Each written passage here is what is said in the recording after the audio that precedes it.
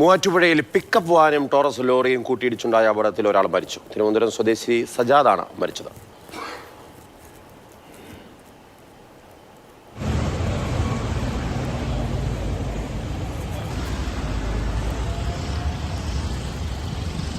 സ്നേഹം ഓൺലൈൻ വിവരങ്ങളുമായിട്ട് സ്നേഹ, എപ്പോഴായിരുന്നു ഈ അപകടം?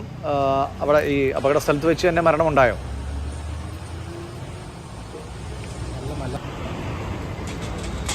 ഇന്ന് രാവിലെ 7:45 കൂടിയായിരുന്നു മൂവാറ്റുപുഴ തൃക്കളത്തൂരിൽ വെച്ച് അപകടമുണ്ടായത്. ടോറസ് ലോറിയും പിക്കപ്പ് വാനും കൂട്ടിയിടിച്ചാണ് അപകടമുണ്ടായത്.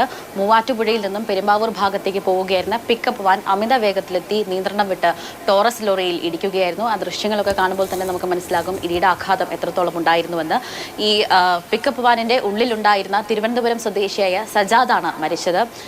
മറ്റൊരാളെ സ്വകാര്യ ആശുപത്രിയിൽ പ്രവേശിപ്പിച്ചിരിക്കുകയാണ്. അപകടമുണ്ടായപ്പോൾ തന്നെ സമീപവാസികളെല്ലാം ഓടി അപകട സ്ഥലത്തെത്തുകയും വാനിലുണ്ടായിരുന്ന ആളുകളെ വാൻ വെട്ടിപ്പൊളിച്ച് പുറത്തെടുക്കുകയുമായിരുന്നു. ഉടൻ തന്നെ സ്വകാര്യ ആശുപത്രിയിൽ പ്രവേശിപ്പിച്ചെങ്കിലും സജാദിന്റെ ജീവൻ രക്ഷിക്കാനായില്ല എന്നാണ് നമുക്ക് മനസ്സിലാക്കാൻ കഴിയുന്ന വിവരം.